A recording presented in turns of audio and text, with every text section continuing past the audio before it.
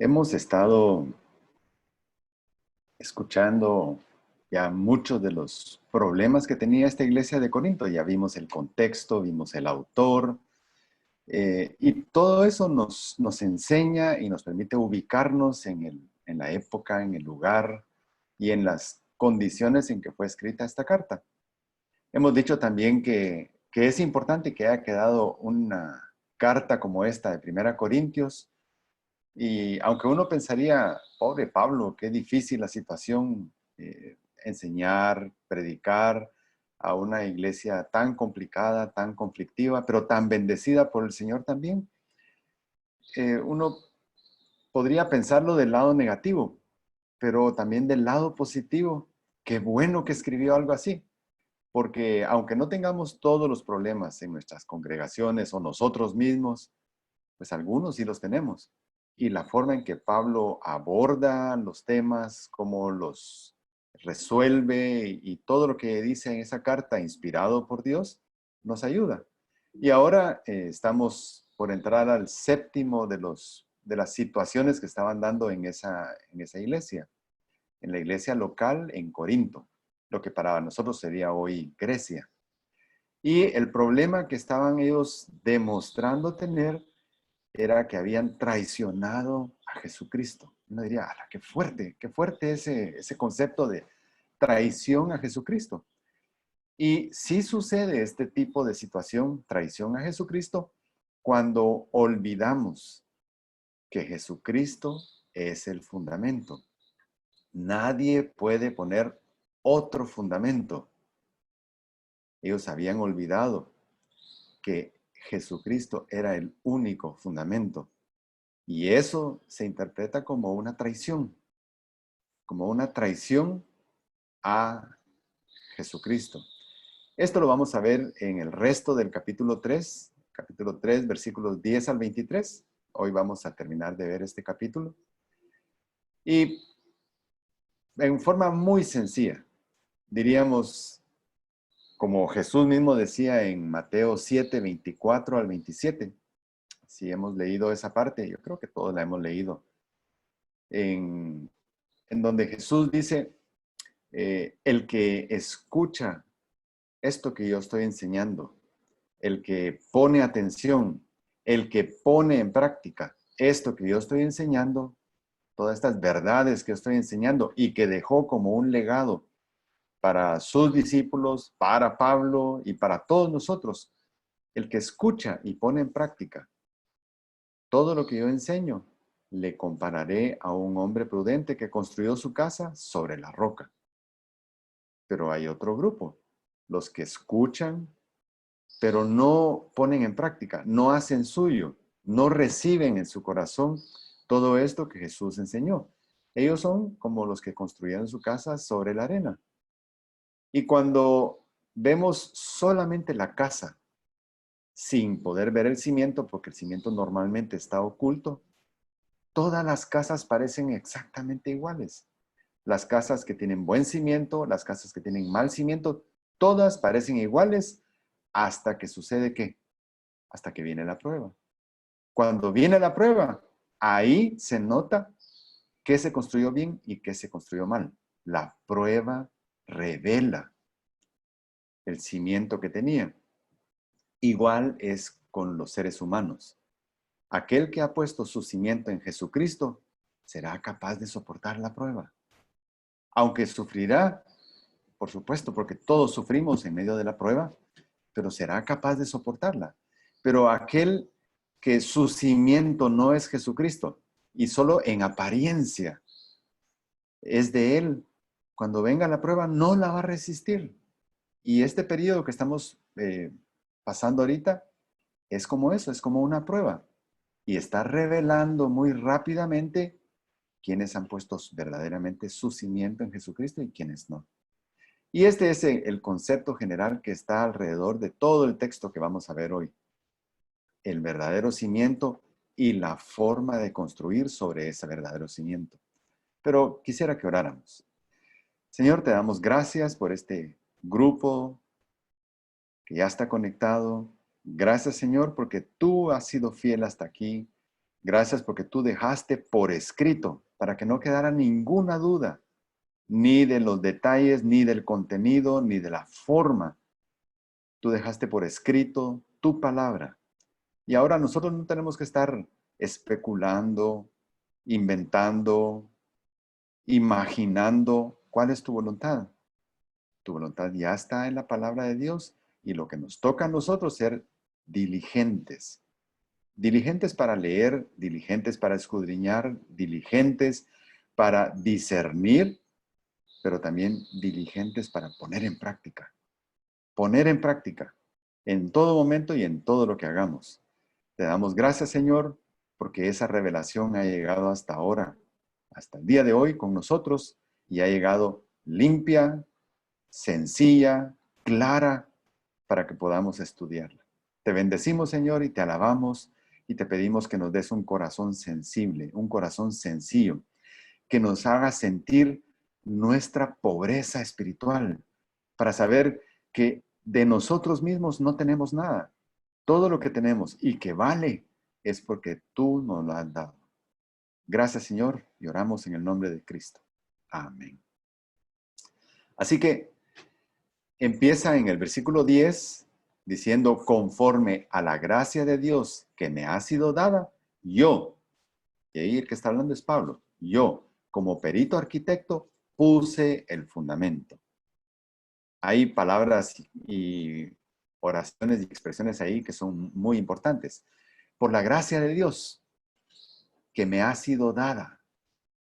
Eso, ese ministerio, esa capacidad, esa oportunidad, esa preparación, Pablo reconocía que no era mérito de él.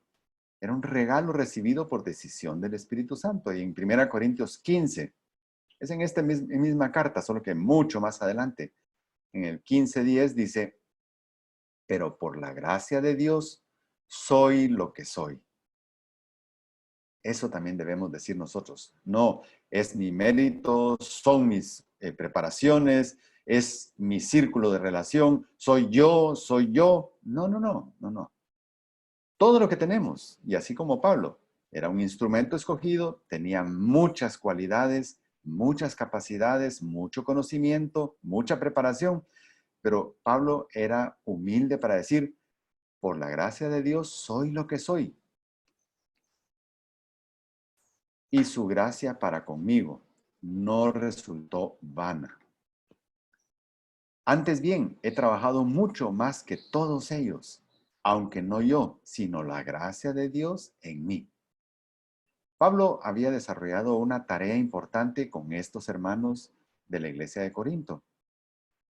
Había predicado cuando todavía ninguno era creyente, había establecido la iglesia local ahí y había usado muchos de sus recursos, aunque desde un inicio él había tomado la decisión de que se iba a enfocar en predicar el evangelio de la cruz, nada más, para que las personas ahí en Corinto creyeran directamente del fundamento que era Cristo. Pero él dice, yo como perito arquitecto puse el fundamento, y ese puse es pasado. Ya hemos visto que en griego hay tiempos verbales que incluso en español no hay. Y este es un pasado concluido. Yo puse con ustedes hace mucho tiempo, hace más de 4 años, puse en ustedes el fundamento. ¿Qué quiere decir esto de perito arquitecto? Cuando hablamos de un perito, es un experto. Y un perito arquitecto es un experto en el arte de diseñar, de planear y de construir. Y solo para recordar, diseñar es lograr pasar de una necesidad a una propuesta de solución. Planear es pasar esa propuesta de solución a un plan viable, a un plan factible. Y la construcción es tomar ese plan y llevarlo a la realidad. Pues Pablo era como un perito arquitecto. Él había hecho esta labor en esta congregación, llevado por el Espíritu y en el poder que el Espíritu le daba. Y él había hecho lo que cualquier experto en construcción haría. decidir primero sobre un buen cimiento. Ese fundamento o ese cimiento es Cristo. Nosotros lo sabemos, pero ¿cómo lo sabemos? No es porque se nos ocurrió. Ah, tal vez Cristo es un buen cimiento para empezar todo lo que voy a hacer. No, la Biblia lo revela. Jesús lo reveló. Cuando Pedro le dijo, tú eres el Cristo, el Hijo del Dios viviente, Jesús le dice, esto no te lo reveló a ti nadie más que mi Padre. Y después le dice, sobre esa roca, eso que acabas de decir, ese que es el fundamento, sobre esa roca edificaré mi iglesia. Así que Cristo es la base. En Salmo 118:22 dice, la piedra que desecharon los edificadores ha venido a ser la piedra principal del ángulo. Esa piedra angular era una piedra clave en la construcción en tiempos de Jesús. Y ese mismo texto usa Jesús para hablar de sí mismo. También en Efesios 2:20 Pablo dice, edificados sobre el fundamento de los apóstoles y profetas, siendo Cristo Jesús mismo la piedra angular. Esa piedra de la que se hablaba en Salmo 118:22. Y en Romanos 15:20 dice, de esta manera me esforcé en anunciar el Evangelio, no donde Cristo ya era conocido, para no edificar sobre el fundamento de otro. Pablo tenía bien claro, lo primero es poner el fundamento es Cristo. Si ese fundamento está bien colocado, empecemos la construcción. Y dice, y otro edifica encima, pero cada uno mire cómo sobreedifica. Esto es bien importante. Otro edifica encima. En 1 Tesalonicenses 3:2 dice, y enviamos a Timoteo, nuestro hermano y colaborador de Dios en el Evangelio de Cristo, para fortaleceros y alentaros respecto a vuestra fe. No necesariamente quien puso el cimiento se iba a quedar permanentemente con esta iglesia local. Pablo había estado con ellos 18 meses, de ahí los había dejado, pero les había dado un seguimiento remoto a esta congregación. Pero no dependía el crecimiento de esta iglesia local a que Pablo se quedara siempre ahí con ellos. Había puesto el fundamento, les había dado enseñanza, les había dado buena doctrina, y de ahí les tocaba a ellos sobre edificar encima. Y dice, pero cada uno mire cómo sobre edifica. Esto es un perito arquitecto dándole un consejo a los que van a seguir la construcción, al maestro de obras, al albañil. ¿Verdad? Sean celosos de ser leales a Dios. Todo el cuerpo, todos nosotros, todos los que ya hemos creído en Cristo como nuestro Salvador y pertenecemos al cuerpo de Cristo, estamos llamados a sobreedificar. Esa no es una tarea que está delegada solo para líderes, solo para pastores, solo para el que está enfrente, solo para el que estudió en un lugar importante acerca de las cosas de Dios. No, no, es una tarea para todos. Todos tenemos un llamado a sobreedificar. Lo que no tenemos un llamado es a decidir qué fundamento vamos a poner. Ese ya está definido. Ya no existe, en este tiempo, ya no existe una clase sacerdotal. Digamos, en tiempos de Jesús existía una clase sacerdotal, los levitas, y ellos tenían el mandato de parte de Dios de guiar al pueblo, de enseñarlo, de educarlo en las cosas de Dios, de discernir la palabra para explicarla. Pero ahora ya no existe una clase sacerdotal como tal. Todos tenemos esa función. Todos somos sacerdotes y todos tenemos esa autoridad delegada de parte de Dios. Dice, porque nadie puede poner otro fundamento. Y aquí se va al punto clave del descuido y de la traición que estaban teniendo los hermanos de la iglesia de Corinto respecto de Jesucristo. Nadie puede poner otro fundamento que el que está puesto. Ese cimiento ya está puesto, no se toca, ni se discute, ni se cuestiona. Ya está puesto. Y es el único que puede estar ahí. Es Jesucristo. Ese cimiento tiene especificaciones únicas que solo Jesucristo puede cumplir. Es un material único, singular. Dice en Isaías 28:16, por tanto, así dice el Señor Dios, he aquí, pongo por fundamento en Sión una piedra probada, angular, preciosa, fundamental, bien colocada. El que cree en ella no será perturbado. Miren desde cuándo se estaba hablando acerca de esa piedra que vendría en el futuro, que es Jesucristo. Muchos siglos antes. Por eso bien tenía razón Jesús cuando caminando con sus dos discípulos que iban camino de Emaús después de haber resucitado, dice que Él les abría las escrituras y les contaba todo lo que se hablaba de Él o acerca de Él en el Antiguo Testamento. Y seguramente ha de haber pasado por esta parte en Isaías. Yo soy el fundamento, yo soy la piedra angular preciosa. El que crea en mí no será perturbado. También en 1 Pedro 2:4 dice, y viniendo a él como a una piedra viva, desechada por los hombres, pero escogida y preciosa delante de Dios. El fundamento ya está definido y nadie de nosotros puede cambiarlo. Ni quiere cambiarlo, ni debe cambiarlo, porque ningún otro fundamento funciona tan bien. Así que nadie puede poner otro fundamento que el que ya está puesto, que es Jesucristo. Y ese nadie, en otra parte, en Gálatas, una carta a otra congregación con otra problemática diferente. El caso de la iglesia de Galacia, que era una región donde hoy es Turquía, era un asunto diferente. Pero vamos a tomar este texto de Gálatas 1:6 al 8, porque es bien importante, porque toca acerca del tema del fundamento. Dice, me maravillo. Era también otra congregación que había olvidado los fundamentos que Pablo ya había enseñado.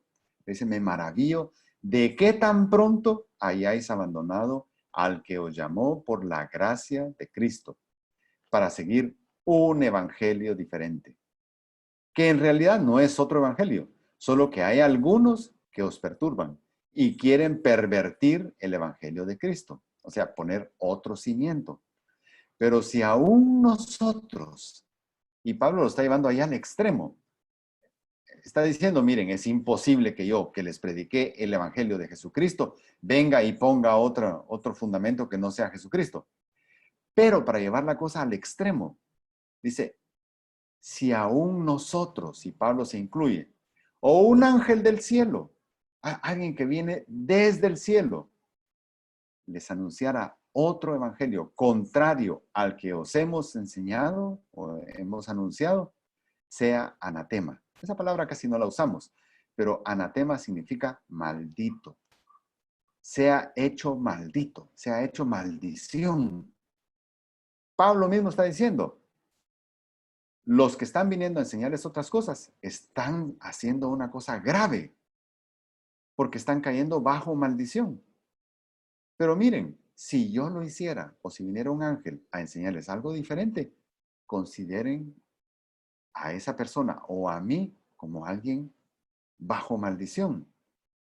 Eso viene muy bien a este concepto de que nadie puede poner otro fundamento. Y nadie es nadie. Ni Pablo, ni yo, ni un líder. Nadie. Y si sobre este fundamento alguno edificare oro, plata, piedras preciosas, madera, heno, hojarasca, y ese alguno nos abarca a todos, porque ya dijimos, todos estamos llamados a sobreedificar. No podemos ser miembros del cuerpo de Cristo y quedarnos ociosos, sin nada que hacer. Y saben, ¿Cómo sabemos que no podemos quedarnos sin nada que hacer? Porque todos, absolutamente todos, recibimos dones, recibimos habilidades, capacidades, oportunidades únicas. Y esas oportunidades únicas son claves en el cuerpo de Cristo. Porque si yo no la hago, nadie más la puede hacer. Porque nadie más reúne los atributos que yo reúno. Y siempre tenemos que recordar, ¿qué tipo de atributos puedo reunir yo? Pues conocimiento, capacidad, preparación, un círculo de relación, una oportunidad de hablar en ese círculo de relación. Eso es único. Aparte de que mi personalidad ya combinada con todo eso me hace único. Y si yo como ser único, como miembro único y especial del cuerpo de Cristo, me quedo sentado y no hago nada, entonces no estoy contribuyendo a sobreedificar. Eso no lo puedo delegar. Y acá dice, si sobre ese fundamento alguno edificare, y vamos a ver acá, los que sobreedifican son salvos. ¿Por qué? Porque estamos sobreedificando sobre un cimiento que es Jesucristo. Y nadie sobreedifica sobre el cimiento que es Cristo si no es un salvo. Si no es un salvo. Si no puede estar sobreedificando, pero por puro interés, pero no es un salvo. Pero ¿quiénes sobreedifican sobre el verdadero fundamento? Los creyentes, los salvos. En ambos casos, el fundamento es Jesucristo. ¿Cuáles ambos casos? Los dos sets de materiales que hay ahí. Porque tenemos que ver que, por un lado, hay oro, plata, piedras preciosas. Eso es muy diferente, esa calidad de materiales, a madera, heno y hojarasca. Son muy diferentes. Los primeros tres son de muy buena calidad. Oro, plata y piedras preciosas. Sobreviven la prueba que viene, ¿verdad? Son materiales que ejemplifican acciones de los creyentes, acciones de los salvos que buscan la gloria de Dios. Son acciones responsables, diligentes, cuidadosas, esmeradas, no buscando egoístamente mi propio beneficio, sino la gloria de Dios. Pero los otros tres materiales, madera, heno y hojarasca, son también materiales, pero de muy mala calidad. Muy mala calidad. ¿Son materiales con los que se puede sobreedificar? Sí, claro, se puede. Pero son de muy mala calidad. No sobreviven la prueba del fuego. ¿Por qué? Porque esos materiales ejemplifican acciones de los salvos hechos en vida, pero que buscaban su propia gloria. Acciones irresponsables, negligentes, descuidadas, egoístas. Esos son los dos juegos de materiales que los que sobreedifican podrían tener a su disposición para hacer. Y Pablo está diciendo, por lo que va a venir más adelante, busquen los mejores materiales. Busquen sobreedificar con buena calidad. La obra de cada uno se hará manifiesta porque el día la declarará. Aquí seguimos en el asunto de la responsabilidad individual. La obra de cada uno. Cuando se juzgue, cuando se evalúe la obra que se hizo sobre edificando, sobre el fundamento, mientras yo, ya siendo salvo, estuve en este mundo, va a ser una evaluación individual, no va a ser colectiva. No va a ser por congregación, por familia, no, es individual. Yo voy a comparecer y la obra que yo hice siendo un salvo va a ser evaluada. Romanos 14, versículos 10, 12 y 19 dice, pero tú, ¿por qué juzgas a tu hermano? ¿Por qué te anticipas a hacer algo que no te toca a ti? O también tú, ¿por qué menosprecias a tu hermano? Lo mismo, estoy yo tomando una decisión que no me corresponde a mí.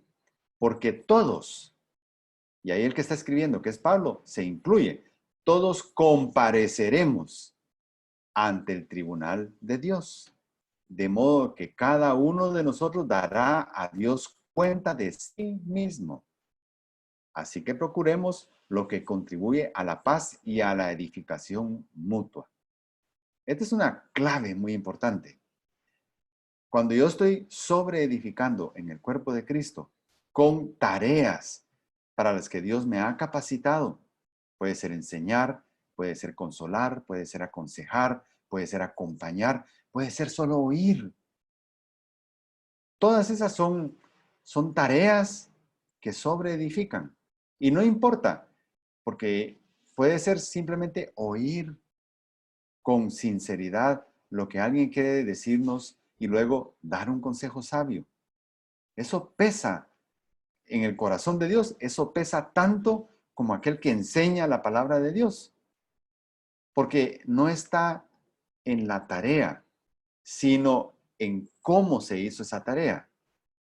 Si el que dio el consejo lo hizo para su gloria, mal material de construcción. Si el que enseñó la palabra de Dios lo hizo para su gloria, también fue un mal material. La importancia no está en lo que hago, sino en el propósito con el que lo hago. En 2 Corintios 5:10 dice, porque todos nosotros debemos comparecer ante el tribunal de Cristo, para que cada uno sea recompensado por sus hechos, estando en el cuerpo de acuerdo con lo que hizo, sea bueno o sea malo. Bien claro, evaluación de las tareas hechas mientras estaba vivo en este mundo y ya era yo un salvo. ¿Cuándo sucederá eso? ¿Cuándo será ese tribunal de Cristo? Será luego de que Cristo recoja a su iglesia, cuando Él venga por nosotros. Por el fuego será revelada y la obra de cada uno, cual sea lo que hiciste en vida como un salvo, será aprobada. Todo será aprobada. Y veamos acá. Ese tribunal lo preside Cristo y es solo para salvos. En ese tribunal no se decide condenación eterna. No es el propósito de ese tribunal. Cuando habla aquí del tribunal de Cristo, es un lugar donde todos los que ya son salvos van a estar enfrente de Cristo y las obras que cada quien hizo serán revisadas y serán probadas. Ahí va a haber obras de 3 tipos de creyentes. Y eso ya lo vimos.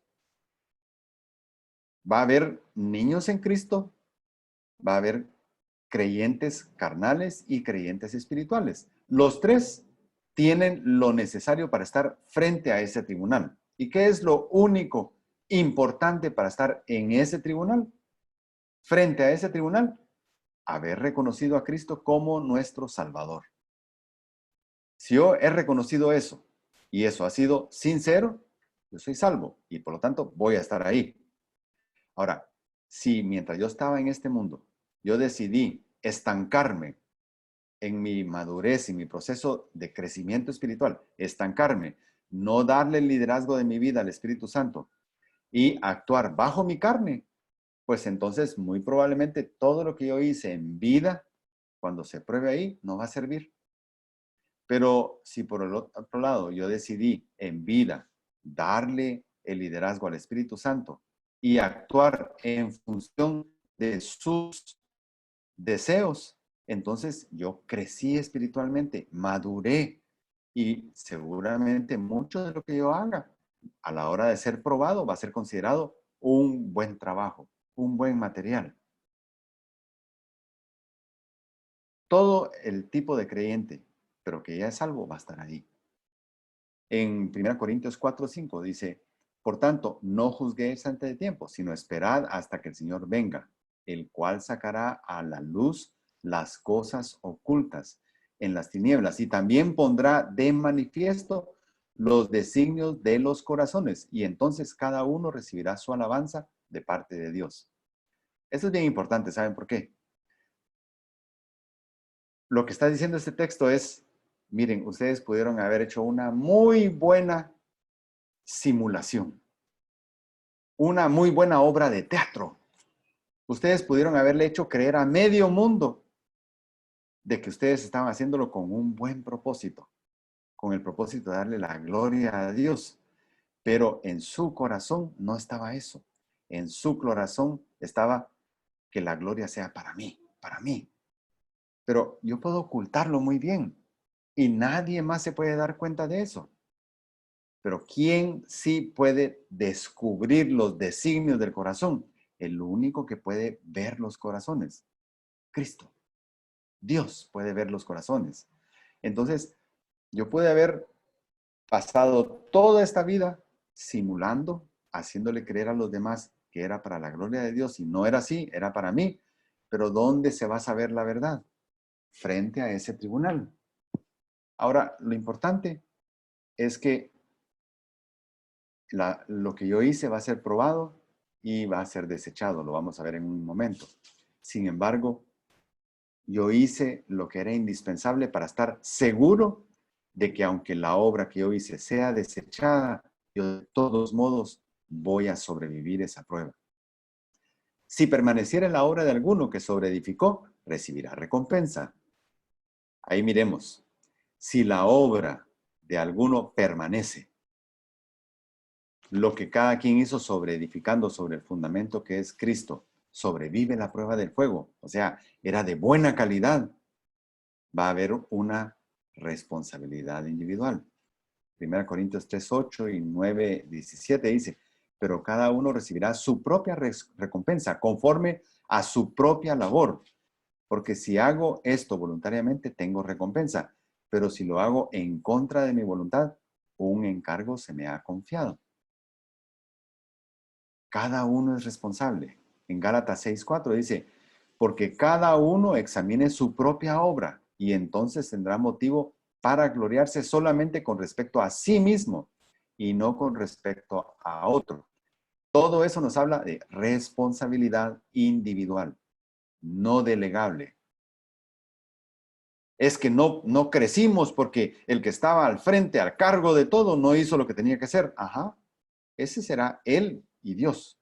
Pero tú, ¿qué hiciste? Es que yo pensé que yo no tenía que hacer nada porque él es el responsable. A él lo nombraron, a él lo eligieron, a él lo pusieron al frente. Sí, pero ¿y tú qué? ¿Tú qué? La responsabilidad es individual. Si permaneciere la obra de cada uno que sobreedificó, recibirá recompensa. ¿Qué tipo de recompensa? Tened cuidado para que no perdáis lo que hemos logrado, sino que recibáis abundante recompensa. Segunda Juan 1:8 o Mateo 5:12. Regocijaos y alegraos porque vuestra recompensa en los cielos es grande, porque así persiguieron a los profetas que fueron antes de vosotros. O también en Santiago 1:12 y 1 Pedro 5:4 dice, bienaventurado el hombre que persevera bajo la prueba, porque una vez que has sido aprobado, recibirá la corona de la vida que el Señor ha prometido a los que le aman. Y cuando aparezca el príncipe de los pastores, recibiréis la corona inmarcesible de gloria. O sea, hacer algo de buena calidad y perseverar haciéndolo tiene recompensa. Si la obra de alguno se quemara, él sufrirá pérdida. Si la obra de alguno que sobreedificó sobre el fundamento de Cristo no sobrevive en la prueba del fuego, porque, ¿por qué no sobreviviría? Pues porque los materiales que usó son de mala calidad. ¿Qué materiales? Egoísmo, mi propia gloria, mis intereses, mi reputación. Todos esos son materiales de mala calidad para sobreedificar sobre Cristo. También en ese caso, la responsabilidad será individual. Él, no otro, él sufrirá pérdida. Su propósito no era el correcto. ¿Y saben qué es lo lamentable en este caso? Pues gracias a Dios que si alguien siguió este camino, pero ya era un salvo, sobrevivirá esa vergüenza de que sus obras se pongan en manifiesto y se quemen. Pero lo que es triste, gracias a Dios es salvo y sobrevivirá, pero lo que es triste es que todo ese tiempo que se invirtió estando en vida fue tiempo perdido. Todo ese esfuerzo, todos esos recursos que usó son recursos y esfuerzo perdido. todas las oportunidades que tuvo en vida y edificó con un mal material, son oportunidades estratégicas que se perdieron. Nada habrá quedado de lo que hizo en vida como un salvo. Lo que le vale para poder sobrevivir y seguir adelante con Cristo a la eternidad es haber creído en Cristo. Pero es como dice este versículo, si bien él mismo será salvo, aunque así como por fuego, aunque así como con la nota mínima, pero será salvo. ¿Y cómo sabemos que será salvo? Porque el que ha creído en Cristo como su Señor y Salvador, aunque sobreedifique con malos materiales, tomó ya antes de eso la decisión que le aseguraba su eternidad con Cristo. Romanos 8, 38 y 39 dice, ni la muerte, ni la vida, ni ángeles, ni principados, ni lo presente, ni lo porvenir, ni los poderes, ni lo alto, ni lo profundo, ni ninguna otra cosa creada. Y cuando hablamos de ninguna otra cosa creada, realmente lo que está diciendo es nada. Porque si quitamos la creación, ¿qué queda? Dios. Cuando Dios creó la naturaleza, creó todo, nos creó a nosotros, creó todo el universo. Él lo creó de la nada. Entonces, cuando dice, y ni ninguna otra cosa creada, está diciendo, nada podrá separarnos del amor de Dios que es en Cristo Jesús, Señor nuestro, ni nosotros. Aunque nosotros mismos nos acusemos a nosotros mismos de que ya no tenemos perdón de Dios y que seguramente que ya perdimos esa gracia que Dios nos dio, que es la salvación, aunque nosotros mismos nos querramos quitar eso que Dios nos dio, ni nosotros mismos podemos quitarnos. Somos salvos una vez y para siempre, si de veras lo fuimos. Aunque en vida, esta persona que su obra será quemada en el tribunal de Cristo, en vida desperdició todo su potencial. Lo desperdició.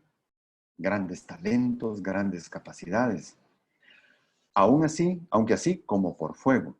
Esta frase, como por fuego, dirían raspado, dirían en nuestro contexto. En otros lugares dirían de panzazo. En otros, con la nota mínima.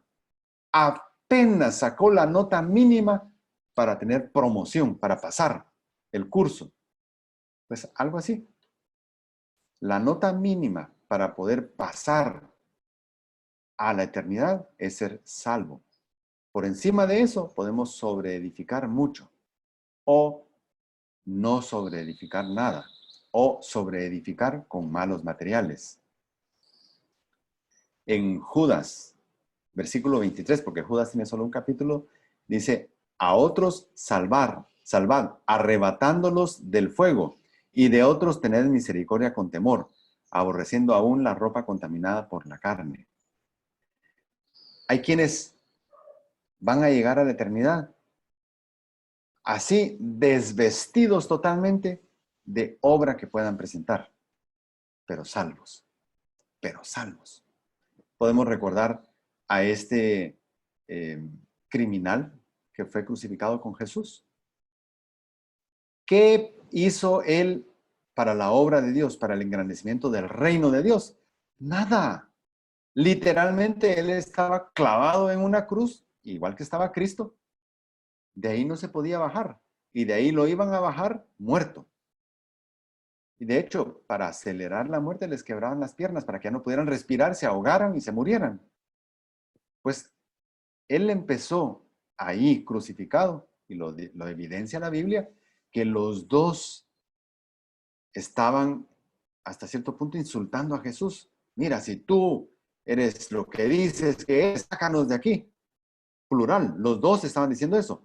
Pero más adelante, en ese periodo que pasaron ahí en la cruz, uno de los dos dice, acuérdate de mí cuando estés en tu reino. Y Jesús le dice, hoy estarás conmigo en el paraíso. ¿Qué pudo hacer él en pro de la obra del Señor, en pro del engrandecimiento del reino? Nada, nada. Pero hizo lo que era indispensable para estar con Cristo por la eternidad, creer en Él. Y un salvo como por fuego. Y puede haber que haya muchos en la iglesia, en la congregación, gente que solo hizo eso y no ha hecho nada más. Gracias a Dios hizo lo mínimo necesario. En el versículo 16 dice, ¿no sabéis que sois templo de Dios y que el Espíritu de Dios habita en vosotros? ¿No lo sabéis? Me recuerdo que les enseñé, ¿ya lo olvidaron? Es una pregunta con cierto sentido de sarcasmo o de ironía de parte de Pablo. ¿No sabéis? Él sabía muy bien que él ya les había enseñado eso, que ellos eran templo, que debían cuidarse, que debían dar buen testimonio, y especialmente lo había enseñado con los hermanos de la iglesia de Corinto, porque el contexto de ellos era un contexto de mucha inmoralidad. Él les había recalcado. Entonces, cuando dice ahora, ¿no sabéis que sois templo de Dios? Se les olvidó. Han traicionado a Jesucristo olvidando eso. Han traicionado el fundamento que es Jesucristo, olvidando que ustedes son templo de Dios. Tan ignorantes se han vuelto. Tan pronto olvidaron la doctrina básica que les enseñé. Sois templo. Y cada uno, ahora, en esta era, en esta etapa en la que estamos, cada uno es morada del Espíritu Santo. Cada uno de los salvos es morada de Dios. Dios vive en nosotros. Y saben, es un misterio inexplicable. ¿Cómo? La totalidad de Dios vive en mí, pero también la totalidad de Dios vive en cada uno de los salvos que existen. ¿Cómo puede ser eso? Que la totalidad de Dios viva en mí, pero también la totalidad de Dios viva en otro. Ese es un misterio. No nos corresponde entenderlo. Solo reconocer la gran responsabilidad de ser morada de Dios. Y aquí no dice el templo, sino dice, sois templo. Cuando en tiempos de Jesús y en tiempos de Pablo se hablaba de el templo, la mayoría de judíos inmediatamente se iba su mente a Jerusalén, al templo, a esa construcción tan hermosa, tan grande, tan importante. Pero esa construcción fue destruida en el año 70. Ya no hay templo, ya no hay el templo de Jerusalén, ya no hay. Hay unos muros que sobrevivieron la destrucción del año 70, pero el templo ya no hay. El templo del Antiguo Testamento, que era físico, ya no está. Ahora nosotros somos la morada de Dios. Y no solo eso, nosotros somos sacerdotes que propician o que están al servicio de Dios en ese templo que somos nosotros mismos. Así que todo quedó, ese privilegio que antes estaba en una casta sacerdotal o en una clase sacerdotal, ahora ha sido delegada a nosotros. ¿Qué más dice? El Espíritu Santo habita en nosotros. ¿No sabéis que el Espíritu de Dios habita en vosotros? Todo Dios en cada salvo. Debemos leer tres textos que son importantes. Romanos 8, 9, 1 Corintios 6, 19 y Efesios 2, 21 y 22. Dice, sin embargo, vosotros no estáis en la carne, sino en el Espíritu. Si en verdad el Espíritu de Dios habita en vosotros. Pero si alguno no tiene el Espíritu de Cristo, el tal no es de él. Este texto es clave para entender una cosa. Cuando yo creo en Cristo como mi Salvador, en ese momento Dios viene a morar. El Espíritu de Cristo viene a morar en mí. En ese instante. ¿Cómo sé que yo soy un salvo? Porque el Espíritu de Dios está habitando en mí.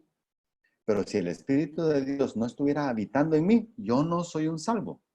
Puedo aparentar ser un salvo, pero no soy un salvo. ¿O no sabéis que vuestro cuerpo es templo del Espíritu Santo, que está en vosotros, el cual tenéis de Dios y que no sois vosotros?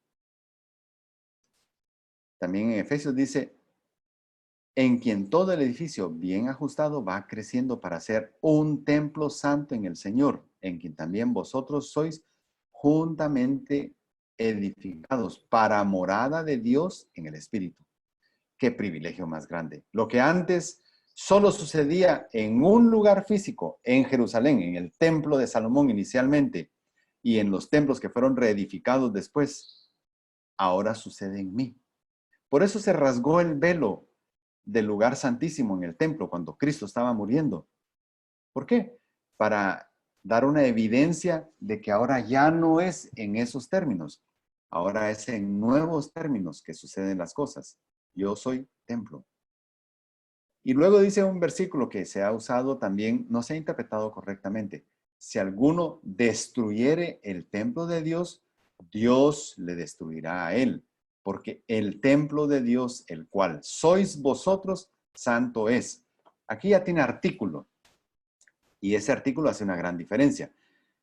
Si alguno destruyera el templo de Dios, y después lo aclara, el templo de Dios, el cual sois vosotros.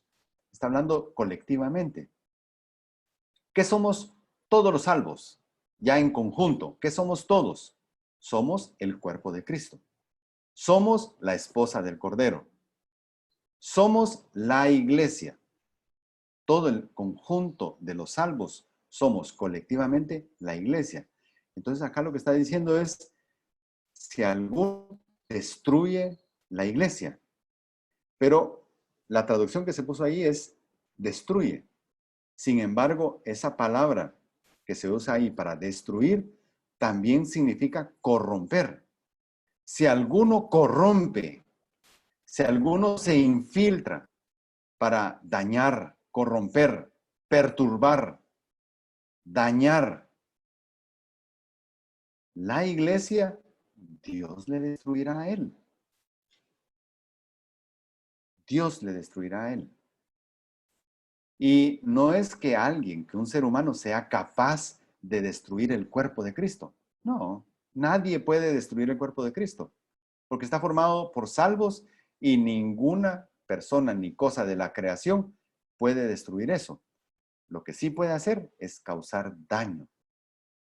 Eso sí puede hacer, causar daño. Infiltrarse para corromper. Eso sí puede suceder. Y de hecho está pasando. Muchas congregaciones que eran leales a la palabra de Dios, fieles a la palabra de Dios, han sido infiltradas y ahora en muchas de ellas ya nos está enseñando claramente y en forma sencilla y cristalina la palabra de Dios, sino se han metido muchas ideas humanas dentro de la congregación. Eso es corrupción. Eso es corrupción. Si alguno corrompe o destruye, Dios le destruirá. En 2 Pedro hay un versículo que es muy directo para esto. Y dice, pero se levantaron falsos profetas entre el pueblo, así como habrá. Primero está hablando él en pasado, de lo que pasó en el Antiguo Testamento, que se levantaron falsos profetas. Pero luego está hablando de esta era en la que estamos nosotros. Así como habrá también falsos maestros entre vosotros, los cuales encubiertamente introducirán herejías destructoras, negando incluso al Señor que los compró, trayendo sobre sí, ¿sobre quiénes? Sobre esos maestros fraudulentos, sobre esos maestros falsos, trayendo sobre sí una destrucción repentina. De esto es lo que está hablando Pablo aquí. Si alguno se infiltra entre ustedes para corromper el evangelio, para dañar lo que ya yo le enseñé, poniendo el fundamento y enseñando bastante tiempo entre ustedes, si alguno entra, se infiltra y quiere causar daño, Dios se encargará de él. No me toca a mí, no le toca a Apolos, no le toca a Pedro. Dios se encargará de él. Dios se encargará de él. ¿Por qué? Porque con las cosas de Dios no se juega. No se juega. Yo no puedo hacerlo sin consecuencias y consecuencias graves.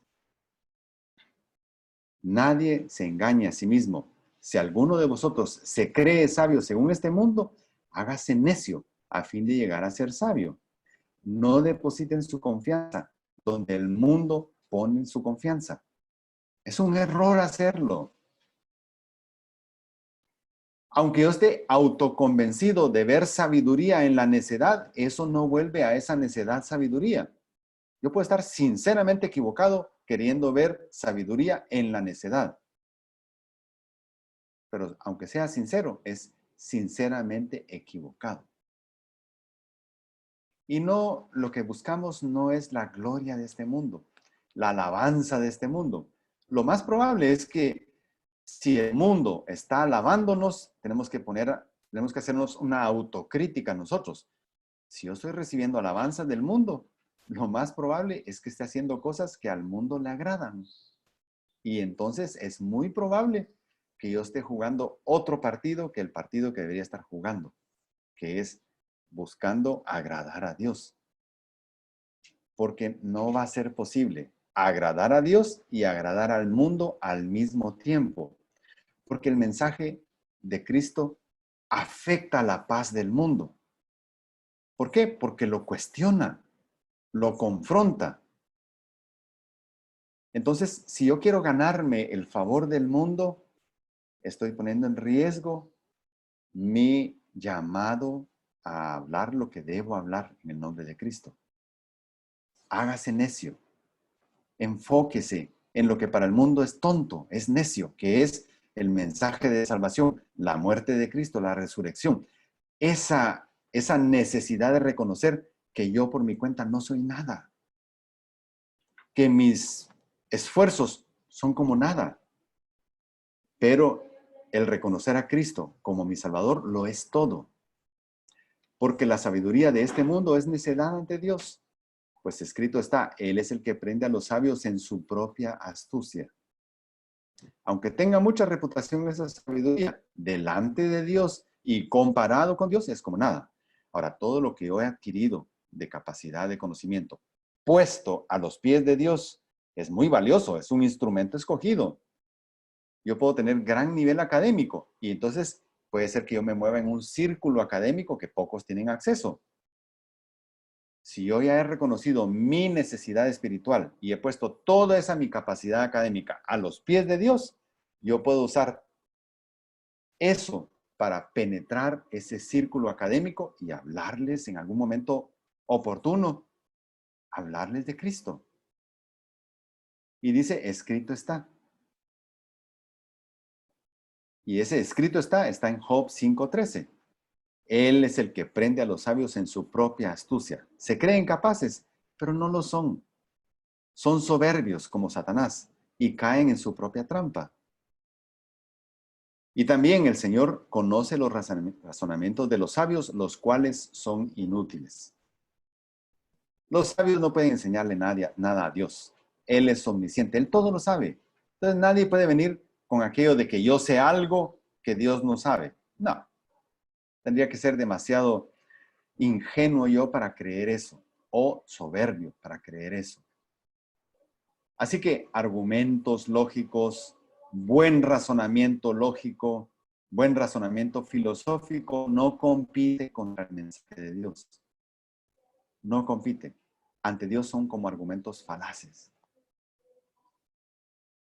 Así que nadie se jacte en los hombres, porque todo es vuestro.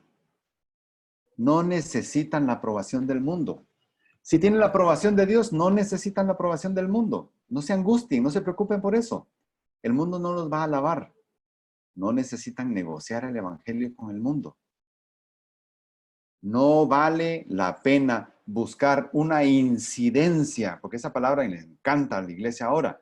Tenemos que lograr ser incidentes en la sociedad, relevantes en la sociedad, entrar en las esferas que diseñan, las leyes que diseñan, las esferas de poder. No, no, nuestro llamado no es a eso. Porque necesariamente al hacer eso, vamos a tener que negociar el mensaje confrontativo de la cruz. Y eso no se debe hacer. Entonces, no puedo jugar los dos partidos, el partido del mundo con las reglas del mundo y el partido de Dios con las reglas de Dios. No se puede. Y dice acá, todo es vuestro. ¿Por qué están buscando del mundo algo? Si ustedes ya son coherederos, herederos y coherederos de Cristo, con Cristo, herederos de Dios y coherederos con Cristo. Todo es suyo. Al final de todo, todo va a parar en sus manos. Así que no se angustien por eso. Ya sea Pablo o Apolos o Cefas o el mundo o la vida o la muerte o lo presente o lo porvenir, todo es vuestro. Tranquilos. No peleen porque el mundo les otorgue algo. El mundo no puede otorgarles nada. El que puede otorgarles es Dios. En Romanos 8:32 dice, el que no el que no eximió ni a su propio Hijo, sino que le entregó por todos nosotros, ¿cómo no nos concederá también con él todas las cosas? No necesitan nada del sistema mundial de Satanás. Al contrario. Al contrario. El mundo es el que necesita la luz que nosotros podemos llevarle. Si estamos en Cristo, todo es nuestro. ¿Y saben qué? Reinaremos.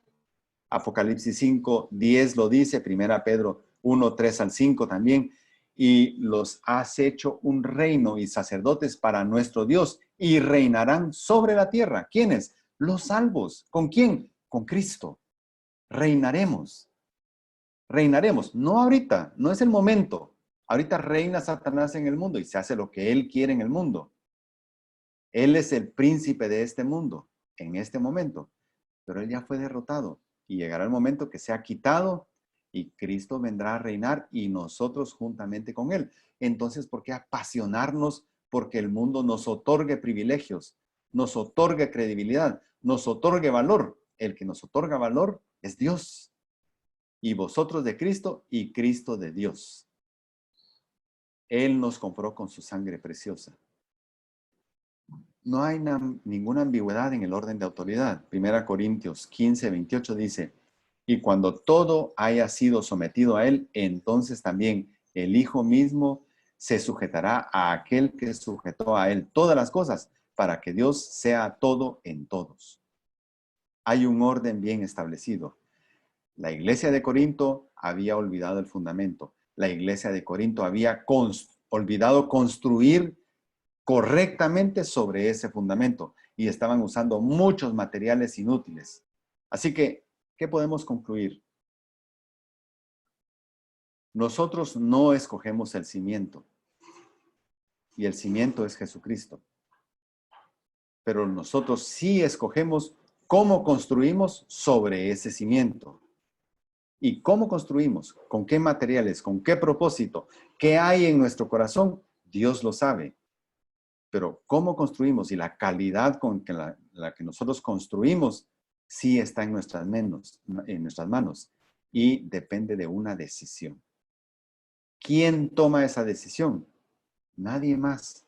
Yo la tomo. Mire cada quien cómo sobreedifica, porque dará cuenta de sí mismo. Es serio, es serio. Esta llamada de atención también es para nosotros. Mira cómo has sobreedificado sobre ese fundamento que es Cristo. ¿Lo has hecho con madera, heno o hojarasca? Cuidado. Cuando sea el momento, se va a probar eso y se va a quemar. Sin embargo, como eres un salvo, sobrevivirás. Pero si has usado oro, plata, piedras preciosas, gracias a Dios, no has buscado tu gloria, has buscado la gloria de Dios. Cuando sea probado, sobrevivirá. Analízate. Analízate. ¿Qué has hecho hasta este momento? Y aunque hayas hecho mal las cosas, puedes cambiarlas. Puedes cambiarlas. Y Dios espera que las cambies. No esperes. No vale la pena esperar. Hoy es un buen día para cambiar. Que el Señor nos bendiga. Yo quisiera que oráramos. Señor, gracias porque tu palabra es viva, es eficaz, es más cortante que espada de dos filos y penetra hasta las profundidades de mi ser para discernir lo que hay en mi corazón.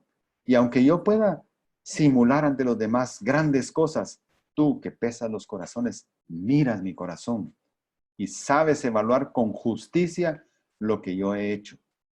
Señor, si lo he hecho bien o si lo he hecho mal, yo lo sé, porque yo sé lo que hay en mi corazón. Y si no lo he hecho bien, Señor, perdóname. Perdóname, Señor, porque sabiendo cómo debo hacerlo, lo he hecho mal. Ayúdame a cambiar, ayúdame a mejorar.